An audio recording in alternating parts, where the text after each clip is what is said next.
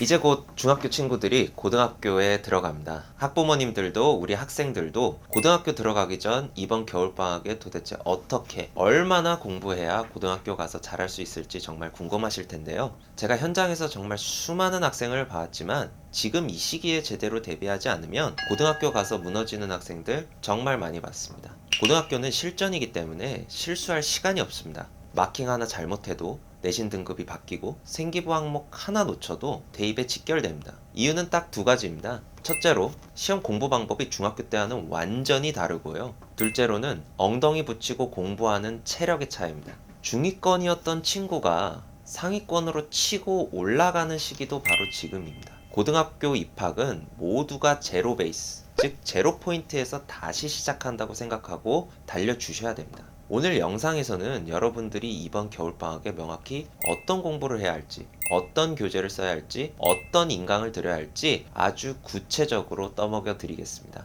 끝까지 집중해 주세요. 먼저 국어입니다. 예비 고1 친구들이 이번 겨울방학에 반드시 잡아야 할 목표는 수능 역량과 내신 문법 두 마리 토끼입니다. 첫째로 비문학부터 먼저 말씀드리면요. 대부분 학생들이 문학은 익숙한데 비문학을 생소해야 합니다. 보통 예비 매산비 같은 기출문제집을 바로 사서 푸는데 여기서 중요한 건 숨은 그림 찾기를 하면 절대 안 된다는 겁니다. 선지랑 지문을 단순히 왔다 갔다 하면서 단어만 맞추는 건 국어 공부가 아닙니다. 채점 후에 책을 덮고 빈 종이에 이 지문이 어떤 논리 구조로 되어 있는지 한번 요약해서 써보세요. 그게 진짜 국어 독해 공부입니다. 만약에 인문사회 지문이 잘 읽힌다면 예비 매산비를 회차별로 풀어보시고 읽기가 너무 힘들고 나 배경 지식이 없다라고 생각이 든다면 수능 국어 독서 DNA 기출 배경 지식 교재부터 추천합니다. 물론 배경 지식만으로 푸는 건 절대 아닙니다. 하지만 아는 만큼 보일 수밖에 없어요. 특히 경제 법 파트는 용어가 생소하면 손도 못 댑니다. 금리, 환율, 통화량이 어떻게 상관관계를 가지고 움직이는지 기본 상식은 챙겨 두셔야 하고요. 고3 가서 금융지문 나왔을 때 울지 않을 수 있어요. 통합사회 교과서에 경제 법 파트를 읽어두는 것도 좋은 팁입니다. 둘째로 문학입니다. 문학 개념어가 안 잡혀 있으면 내신도 모의고사도 모두 놓칩니다. 추천 인강 및 교재로는 윤혜정 선생님의 개념의 나비 효과를 강력히 추천드리고요. 입학 전 문학 개념어는 이 책으로 한번 끝내고 들어가세요. 셋째로는 인강입니다. 유명하다고 무작정 김승리 선생님부터 듣는 친구들이 있는데요. 본인이 고3 모의고사 안정적인 3등급 이상이 아니면 섣불리 손대지 마세요. 김승리 선생님 본질은 모르고 스킬만 흉내내다가 망할 수 있습니다. 국어 중하위권 친구들에게는요, 심찬우 선생님을 추천합니다. 단순히 문제를 푸는 거에만 집중하는 것이 아니라 작품을 감상하고 이해하는 데에 포커스를 맞춘 수업이기 때문에 이 강의를 듣고 작품에 감상하는 힘을 길러볼 수 있습니다. 넷째로는 내신 대비 문법입니다. 겨울방학의 꽃은 국문법입니다. 3월 개학하고 하면 늦는데요. 추천 교재는 떠먹는 국어 문법이나 빠작 고등국어 문법 이 중 한 권을 골라서 반드시 1회 독을 끝내세요. 개념만 외우지 마시고요. 국외음화가 적용된 단어 예시까지 툭 치면 나올 정도로 공부해야 3월에 다른 과목 공부할 시간을 벌어놓을 수 있습니다. 다음은 수학입니다. 아마 선행 많이들 하고 계실 텐데요. 가장 추천하는 교재 테크트리는 이겁니다. 1단계 개념 원리와 RPM으로 개념 잡기.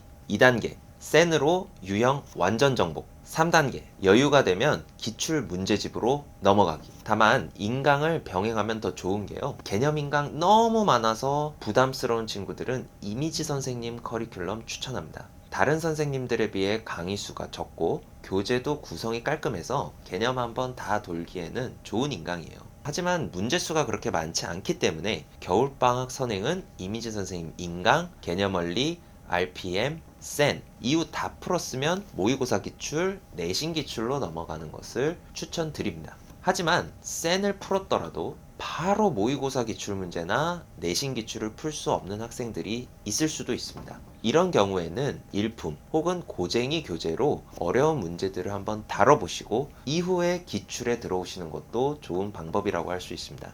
방학 때 여기까지 하면은 좋지만 우선 최소 센까지는 반드시 진행해주세요. 하위권의 경우, 그러니까 고1 모의고사 3등급 이하라면 중학 수학이 많이 비어있을 가능성이 있습니다. 이러면 선행을 계속 나가도 기반이 부실한 상황에서 쌓아 올리기만 하기 때문에 절대 실력을 키울 수가 없습니다. 그러므로 중학 후행이 필요하다면 정승재 선생님의 중학 수학 특강 그리고 중학 도형 특강으로 한번 정리하고 넘어가기를 추천드립니다.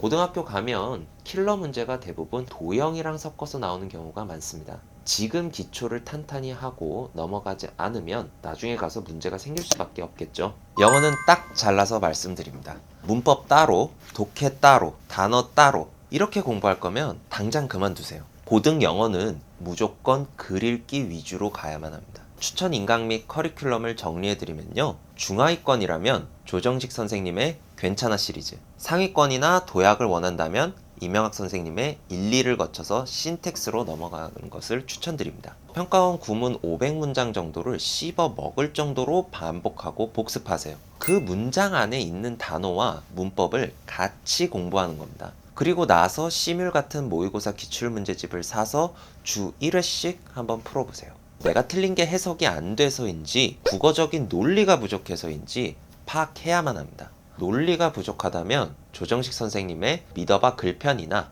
이명학 선생님의 알고리즘을 추천합니다. 제발 중학 영문법 3800제 같은 걸로 기계적으로 빈칸 채우기 하지 마세요. 독해할 때 적용 하나도 못합니다. 차라리 내신 기출 어법 문제만 모아서 풀어보고 틀린 이유를 분석하는 게 훨씬 낫습니다. 영단어도 단어장은 메인이 아니라 서브일 뿐입니다. 독해 지문 속에서 모르는 단어를 유추하고 어근과 단어를 쪼개서 이해하는 연습을 하세요. 그래야 진짜 영어 실력이 됩니다. 마지막으로 탐구입니다. 탐구는 암기 과목이니까 나중에 해야지 하다가는 발등 찍히고 맙니다. 추천 교재는 완자를 기본서로 완자 기출픽을 문제집으로 쓰세요. 사회는 지리나 윤리 같은 암기 파트는 나중에 해도 금방 따라갑니다. 방학 때는 여러분이 제일 어려워하는 경제, 금융, 법, 정치 파트부터 먼저 공부하세요. 예를 들어서 비교 우위, 절대 우위 문제는 미리 해놓지 않으면 학기 중에는 이해하기 어렵습니다. 과학의 경우에는 내가 문과 성향이라 물리, 화학이 너무 어렵다, 점수가 안 나온다, 그러면 김성재 선생님의 통합과학 강의를 강력하게 추천합니다. 암기가 아니라 원리, 이해 위주라 과포자들도 쉽게 따라갈 수 있습니다. 생명, 지구과학은 나중에 잠깐 하더라도 물리와 화학 파트는 이번 방학 때 인강으로라도 개념 꼭 잡고 가셔야 합니다. 오늘 국영수탐 공부법부터 교재, 인강까지 싹 다 정리해드렸습니다. 근데 여러분, 방법을 아는 것과 실제로 하는 것은 천지 차이입니다. 오늘 영상 보고 좋은 정보였다 하고 유튜브 끄시면요, 다시 누워있으면 아무것도 변하지 않습니다. 이 많은 공부량 혼자서 소화하기 벅차다면, 그리고 작심삼일로 끝날까봐 두렵다면 윈터스쿨로 오세요.